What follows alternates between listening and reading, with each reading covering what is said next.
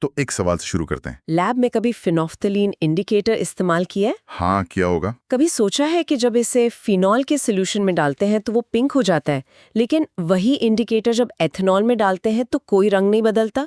जबकि मजे की बात यह है कि दोनों में OH ग्रुप होता है। आज हम इसी गुत्थी को सुलझाएंगे। हम बात कर रहे हैं अल्कोहल्स एंड फिनॉल्स की। आपकी केमिस्ट्री के unit 7 alcohols, phenols and ethers का एक बहुत बहुत जरूरी हिस्सा। और ये सिर्फ एक लैब एक्सपेरिमेंट की बात नहीं है। इन दोनों के बीच का फर्क समझना मतलब ऑर्गेनिक केमिस्ट्री में रिएक्शंस प्रिडिक्ट करने की चाबी है। बिल्कुल, कौन ऑक्सीडाइज होगा, कौन एसिडिक होगा, और किसका रिएक्शन कहाँ पर होगा, ये सब इसी एक फंडामेंटल डिफरेंस पर टिका है। Okay, let's unpack this. तो सबसे सरल स्तर पर देखें तो अल्कोहल्स और फिनॉल्स दोनों में OH ग्रुप है, लेकिन उनकी केमिकल पर्सनैलिटी में जमीन आसमान का फर्क है। जमीन आसमान का है। हाँ, अल्कोहल्स न्यूट्रल होते हैं और आसानी से ऑक्सीडाइज हो जाते हैं। वहीं फिनॉल्स वीकली एसिडिक होते हैं और ऑक्सीडेशन को रेजिस्ट करते हैं। तो सारा खेल इस बात का है कि वो OH ग्रुप जुड़ा किससे है, उसका पड़ोस कैसा है। एग्जैक्टली सारा खेल इसी बात का है कि OH ग्रुप किस तरह के कार्बन एटम से जुड़ा है, एक सैचुरेटेड कार्बन से या एक एरोमेटिक रिंग वाले कार्बन से। इसे ऐसे इमेजिन कर सकते हैं क्या? मान लीजिए OH ग्रुप एक बहुत ही रिएक्टिव और एनर्जेटिक पेट है। ठीक है। जब ये पेट एक खुले मैदान मतलब सैचुरेटेड कार्बन चेन में होता है जैसे अल्कोहल में, तो ये खूब उछल कूद करता है, रिएक्ट करने के लिए हमेशा तैयार। हाँ। लेकिन जब उसी पेट को एक आलीशान मजबूत किले यानी बेंजीन रिंग के अंदर रख दिया जाता है जैसे फिनॉल में, तो वो किला उसे एक तरह की स्टेबिलिटी और सिक्योरिटी देता है। वो शांत हो जाता है, डिफेंसिव हो जाता है। ये बहुत अच्छा विजुअलाइजेशन है। अब पार्टिकल लेवल पर समझते हैं कि ये किला यानी बेंजीन रिंग असल में कर क्या रहा है। हाँ, बताइए। अल्कोहल्स में OH ग्रुप एक sp3 हाइब्रिडाइज्ड कार्बन से जुड़ा होता है। एक मिनट, sp3 हाइब्रिडाइज्ड मतलब वो कार्बन जो 4 सिंगल बॉन्ड्स बनाकर बैठा है, एक छोटे पिरामिड जैसा स्ट्रक्चर, है ना? बिल्कुल, एक स्टेबल और सीधा साधा अरेंजमेंट। इस वजह से कार्बन और ऑक्सीजन के बीच का बॉन्ड CO बॉन्ड एक नॉर्मल सिंगल बॉन्ड होता है जो टूट सकता है, जिससे सब्स्टिट्यूशन रिएक्शंस होते हैं। और ऑक्सीडेशन भी तो होता है। हाँ, और उस कार्बन पर मौजूद हाइड्रोजन की वजह से ऑक्सीडेशन भी आसानी से हो जाता है। ठीक है, ये तो हुई अल्कोहल की बात जो खुले मैदान में है। अब फिनॉल का क्या, जो किले के अंदर है? फिनॉल्स में OH ग्रुप एक sp2 हाइब्रिडाइज्ड कार्बन से जुड़ा होता है जो बेंजीन रिंग का हिस्सा है। sp2 मतलब फ्लैट प्लेनर कार्बन जो डबल बॉन्ड्स का हिस्सा होता है। करेक्ट। यहाँ पर रिंग के अंदर मौजूद इलेक्ट्रॉन्स, जिन्हें हम पाई इलेक्ट्रॉन्स कहते हैं, वो CO बॉन्ड के साथ रेजोनेंस में आ जाते हैं। रेजोनेंस मतलब वो इलेक्ट्रॉन्स पूरी रिंग में घूम रहे हैं और उस बॉन्ड को भी अपनी टीम में शामिल कर रहे हैं। प्रिसाइसली। इस वजह से CO बॉन्ड में एक पार्शियल डबल बॉन्ड कैरेक्टर आ जाता है।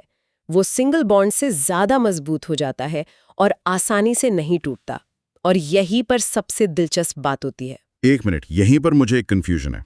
आप कह रही हैं कि फिनॉल में CO बॉन्ड ज्यादा मजबूत है रेजोनेंस की वजह से। हाँ, तो फिर H+ इतनी आसानी से क्यों निकल जाता है? ये तो उल्टा लग रहा है। बॉन्ड मजबूत है तो उसे टूटना नहीं चाहिए। बहुत बढ़िया सवाल है और यही सबसे कॉमन कंफ्यूजन पॉइंट है। देखिए, एसिडिक कैरेक्टर के लिए CO बॉन्ड का टूटना जरूरी नहीं है, बल्कि OH बॉन्ड का टूटना जरूरी है, जिससे H+ आयन रिलीज हो। अच्छा। फिनॉल में रेजोनेंस 2 काम करता है। पहला, वो ऑक्सीजन पर इलेक्ट्रॉन डेंसिटी को थोड़ा खींचता है, जिससे OH बॉन्ड पोलर और वीक हो जाता है। ओके, तो OH बॉन्ड कमजोर हो गया। और दूसरा और सबसे जरूरी काम, H+ निकलने के बाद जो नेगेटिव आयन बनता है, जिसे हम फिनॉक्साइड आयन कहते हैं, रेजोनेंस उसे फिनोमिनल स्टेबिलिटी देता है। Phenoxide ion? हाँ, वो नेगेटिव चार्ज सिर्फ ऑक्सीजन पर नहीं लेता, बल्कि पूरी बेंजीन रिंग पर फैल जाता है, डीलोकलाइज हो जाता है। और कोई भी स्पीशीज स्टेबल होने के लिए ही रिएक्ट करती है। क्योंकि फिनॉक्साइड आयन इतना ज्यादा स्टेबल है, फिनॉल बहुत आसानी से अपना H+ डोनेट कर देता है। अच्छा, तो असली हीरो CO बॉन्ड की मजबूती नहीं, बल्कि H+ निकलने के बाद बनने वाले फिनॉक्साइड आयन की स्टेबिलिटी है। The ring makes the product stable. हाँ। Got it. तो अब एग्जाम सिर्फ डेफिनेशन क्या होगी? तो एग्जाम सेफ डेफिनेशन ये है, अल्कोहल्स वो कंपाउंड्स हैं जिनमें OH ग्रुप एक सैचुरेटेड sp3 हाइब्रिडाइज्ड कार्बन से जुड़ा होता है और ये न्यूट्रल होते हैं। फिनॉल्स वो कंपाउंड्स हैं जिनमें OH ग्रुप सीधे एक बेंजीन रिंग के sp2 हाइब्रिडाइज्ड कार्बन से जुड़ा होता है और ये रेजोनेंस स्टेबलाइजेशन की वजह से वीकली एसिडिक होते हैं। और सबसे बड़ी गलतफहमी यही होती है कि दोनों में OH है तो दोनों एक जैसे ही होंगे, जबकि अब हम समझ गए कि कॉन्टेक्स्ट ही सब कुछ है।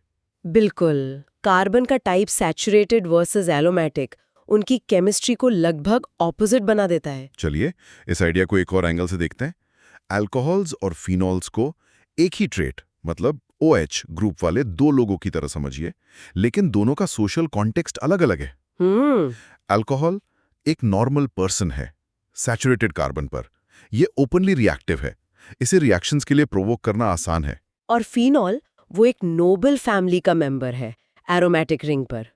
फैमिली का स्टेटस यानी एरोमेटिसिटी और रेजोनेंस इसे एक खास तरह की स्टेबिलिटी देता है। ये ज्यादा एसिडिक है, अपना H+ देकर अपनी बात मनवा सकता है, लेकिन हर किसी के साथ फालतू के रिएक्शन से बचता है। मुझे ये नोबल फैमिली वाली एनालॉजी अच्छी लगी। तो क्या इसका मतलब ये है कि फिनॉल्स थोड़े स्नॉबी हैं कि वो हर किसी के साथ रिएक्ट नहीं करते, बस कुछ खास रिएक्शंस ही दिखाते हैं? आप इसे ऐसे कह सकते हैं, फिनॉल्स न्यूक्लियोफिलिक सब्स्टिट्यूशन रिएक्शंस को रेजिस्ट करते हैं जो अल्कोहल्स आसानी से दिखाते हैं। अच्छा, इसके बजाय फिनॉल्स अपनी रिंग पर रिएक्शंस दिखाते हैं, इलेक्ट्रोफिलिक एरोमेटिक सब्स्टिट्यूशन। जैसे कोई राजा अपनी प्रजा से अपने दरबार में मिलता है, बाहर जाकर नहीं, वो रिंग की स्टेबिलिटी को मेंटेन रखना चाहते हैं। So what does this all mean? ये डिफरेंस जानना इतना जरूरी क्यों है? सिर्फ एग्जाम्स के लिए या इसका कोई रियल वर्ल्ड रीजन भी है? इसका बहुत बड़ा रियल वर्ल्ड रीजन है। ये कॉन्सेप्ट हमें स्ट्रक्चर देखकर बिहेवियर प्रिडिक्ट करने में मदद करता है। इसके बिना हम ये नहीं बता सकते कि गन्ने के रस के फर्मेंटेशन से एथनॉल एक अल्कोहल क्यों बनता है, फिनॉल क्यों नहीं। राइट। या फिनॉल एक अच्छा डिसइंफेक्टेंट क्यों है, इसकी एसिडिटी ही उसे एंटीमाइक्रोबियल बनाती है। हिस्टोरिकली जब 19th सेंचुरी में कोल टार से फिनॉल को आइसोलेट किया गया, जिसे तब कार्बोलिक एसिड कहते थे, तो डॉक्टर जोसेफ लिस्टर ने पाया कि सर्जिकल इंस्ट्रूमेंट्स को स्टेरिलाइज करने में कमाल का काम करता है। वाओ, लिस्टरीन वाला लिस्टर। वही, उन्होंने देखा कि कार्बोलिक एसिड मतलब फिनॉल कीटाणुओं को मारता है, जबकि सिंपल अल्कोहल्स उतने इफेक्टिव नहीं थे। ये ऑब्जर्वेशन ऑर्गेनिक केमिस्ट्री में एक ब्रेक थ्रू था, जिसने केमिस्ट को सोचने पर मजबूर किया कि स्ट्रक्चर में ऐसा क्या है जो प्रॉपर्टीज में इतना बड़ा फर्क ला रहा है। फिनॉल का नोबल फैमिली वाला कैरेक्टर तो समझ आ गया, लेकिन अल्कोहल्स के बारे में क्या? क्या सारे अल्कोहल्स एक जैसे नॉर्मल पीपल हैं? Excellent question. नहीं, सारे अल्कोहल्स एक जैसे नहीं होते। उनकी फैमिली के अंदर भी क्लासिफिकेशन है। हम अल्कोहल्स को 3 कैटेगरीज में डिवाइड करते हैं: प्राइमरी 1 डिग्री, सेकेंडरी 2 डिग्री और टर्शियरी 3 डिग्री। और ये क्लासिफिकेशन किस बेसिस पे होता है? ये इस बात पर डिपेंड करता है कि जिस कार्बन से OH ग्रुप जुड़ा है वो खुद कितने और कार्बन एटम से जुड़ा है। अच्छा। अगर वो सिर्फ एक कार्बन से जुड़ा है तो वो प्राइमरी अल्कोहल है, जैसे इथेनॉल। अगर वो 2 कार्बन से जुड़ा है तो सेकेंडरी, जैसे आइसोप्रोपेनॉल, जो रबिंग अल्कोहल होता है। और 3 से जुड़ा तो? टर्शियरी। हाँ, और अगर वो 3 कार्बन से जुड़ा है तो टर्शियरी, जैसे टर्ट ब्यूटाइल अल्कोहल। और इस क्लासिफिकेशन से उनकी रिएक्टिविटी पर क्या फर्क पड़ता है? जबरदस्त फर्क पड़ता है, खासकर ऑक्सीडेशन रिएक्शंस में। प्राइमरी अल्कोहल्स को आप आसानी से ऑक्सीडाइज करके पहले एल्डिहाइड्स बना सकते हैं, और अगर रिएक्शन को न रोका जाए तो वो आगे ऑक्सीडाइज होकर कार्बोक्सिलिक एसिड्स बन जाते हैं। जैसे इथेनॉल से पहले इथेनॉल बनता है और फिर ethanoic acid. Correct. Secondary alcohols oxidise होकर सिर्फ कीटोन्स बनाते हैं, वो आगे ऑक्सीडाइज नहीं हो सकते। और टर्शियरी अल्कोहल्स? टर्शियरी अल्कोहल्स वो नॉर्मल कंडीशंस में ऑक्सीडेशन को पूरी तरह रेजिस्ट करते हैं। उनका C-C बॉन्ड तोड़ना पड़ता है, जो बहुत मुश्किल है। वाओ, तो अल्कोहल फैमिली के अंदर भी स्ट्रक्चर डिटरमाइंस फंक्शन वाला रूल पूरी तरह से अप्लाई होता है। जैसा कार्बन का नेबरहुड, वैसा अल्कोहल का बिहेवियर। ये तो अल्कोहल वर्सेस फिनॉल वाली कहानी का ही एक माइक्रो वर्जन हो गया ना? आपने बिल्कुल सही पकड़ा। ऑर्गेनिक केमिस्ट्री में एक यूनिवर्सल थीम है। चलिए अब इसे कुछ और रियल वर्ल्ड एग्जाम्पल से जोड़ते हैं। हमने शुरू में फिनॉल्फ्थैलीन टेस्ट की बात की थी, अब हम इसका क्यों समझ सकते हैं? हाँ, अब ये बहुत सिंपल है। फिनॉल वीकली एसिडिक है, इसका pKa लगभग 10 है। ये आसानी से एक प्रोटॉन डोनेट कर सकता है, जब ये बेसिक मीडियम में फिनोल्फ्थैलीन के साथ होता है तो ये रिएक्शन इंडिकेटर को पिंक कर देता है। और इथेनॉल? दूसरी तरफ इथेनॉल न्यूट्रल है, पीके लगभग 16, जो पानी से भी वीकर एसिड है। ये प्रोटॉन डोनेट नहीं करता, इसलिए इंडिकेटर का रंग नहीं बदलता। ये सैचुरेटेड वर्सेस एरोमेटिक कार्बन की कहानी का सीधा सबूत है। इसका टेक्नोलॉजी में भी एक जबरदस्त एप्लीकेशन है। बैकलाइट का नाम तो सबने सुना होगा। वो पुराने काले या भूरे रंग के स्विच, टेलीफोन और बर्तनों के हैंडल। हाँ बिल्कुल। बैकेलाइट एक फिनॉल फॉर्मेल्डिहाइड रेजिन है। फिनॉल की एसिडिटी और उसकी एरोमेटिक रिंग का एक्टिवेटेड नेचर उसे फॉर्मेल्डिहाइड के साथ रिएक्ट करने देता है, जिसे हम कंडेंसेशन रिएक्शन कहते हैं, और इससे एक क्रॉस लिंक्ड पॉलीमर बनता है। आपने दो हेवी वर्ड्स इस्तेमाल किए, कंडेंसेशन रिएक्शन और क्रॉस लिंक्ड पॉलीमर। थोड़ा आसान शब्दों में समझा सकते हैं कि ये क्या है? जरूर। कंडेंसेशन रिएक्शन का मतलब है जब दो मॉलिक्यूल जुड़ते हैं तो एक छोटा मॉलिक्यूल जैसे पानी बाहर निकलता है, कंडेंस होकर पानी निकलने जैसा। ओके। और क्रॉस लिंक्ड पॉलीमर का मतलब है कि पॉलीमर की चेन्स सिर्फ सीधी सीधी नहीं होती, बल्कि वो आपस में भी मजबूत बॉन्ड से जुड़ी होती हैं, एक 3D नेटवर्क बनाती हैं। जैसे धागों को बुनकर एक मजबूत कपड़ा बनाया जाता है। और यही क्रॉस लिंकिंग बैकलाइट को इतना हार्ड और हीट रेजिस्टेंट बनाती है। एग्जैक्टली। और एथेनॉल ये रिएक्शन नहीं कर सकता क्योंकि वो न्यूट्रल है। तो देखिए इंडस्ट्रियल केमिस्ट्री में स्टार्टिंग मटेरियल की सही पहचान कितनी जरूरी है। एकदम।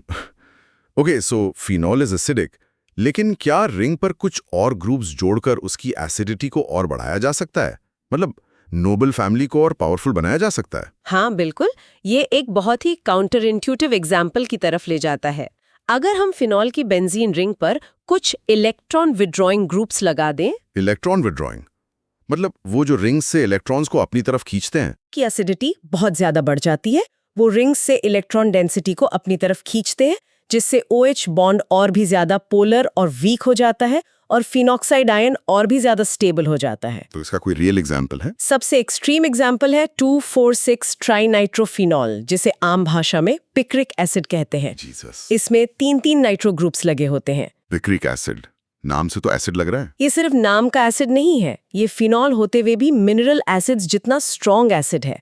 और मजे की बात यह है कि ये एक हाई एक्सप्लोसिव भी है। वाओ। तो सोचिए, वही फिनॉल का कोर स्ट्रक्चर जिस पर ग्रुप्स बदलकर हम बैकेलाइट जैसा स्टेबल प्लास्टिक भी बना सकते हैं, और पिक्रिक एसिड जैसा अनस्टेबल एक्सप्लोसिव भी। It's all about the neighbourhood. That's incredible. Okay, ये सब बहुत इंटरेस्टिंग है, लेकिन अब एग्जाम पर्सपेक्टिव से सोचते हैं। इतनी सारी जानकारी में से वो कौन सी लाइंस हैं जो बिल्कुल क्रिस्टल क्लियर होनी चाहिए? ठीक है, सबसे पहला और सबसे फंडामेंटल पॉइंट, अल्कोहल में OH ग्रुप एक sp3 कार्बन पर होता है और ये न्यूट्रल है। फिनॉल में OH ग्रुप बेंजीन रिंग के sp2 कार्बन पर होता है और ये वीकली एसिडिक है। ये फंडामेंटल डिफरेंस है। और ऑक्सीडेशन के बारे में हमने प्राइमरी, सेकेंडरी, टर्शियरी अल्कोहल्स की बात की, उसे कैसे समराइज करें? याद रखें, प्राइमरी अल्कोहल्स एल्डिहाइड्स और फिर कार्बोक्सिलिक एसिड्स में ऑक्सीडाइज हो सकते हैं। सेकेंडरी अल्कोहल्स सिर्फ कीटोन्स तक जाते हैं। टर्शियरी अल्कोहल्स ऑक्सीडाइज नहीं होते और फिनॉल्स माइल्ड कंडीशंस में ऑक्सीडाइज नहीं होते। तो इनके ऑक्सीडेशन बिहेवियर को कंफ्यूज न करें। राइट। और फिनॉल की एसिडिटी का कारण अगर एग्जाम में वाई पूछा जाए तो की फ्रेज क्या होगा? The key phrase is, phenol की एसिडिटी का कारण सिर्फ -OH ग्रुप नहीं, बल्कि H+ निकलने के बाद बनने वाले फिनॉक्साइड एनायन का रेजोनेंस स्टेबलाइजेशन है। ये एसिडिटी के पीछे का क्यू है। ये लिखना बहुत जरूरी है।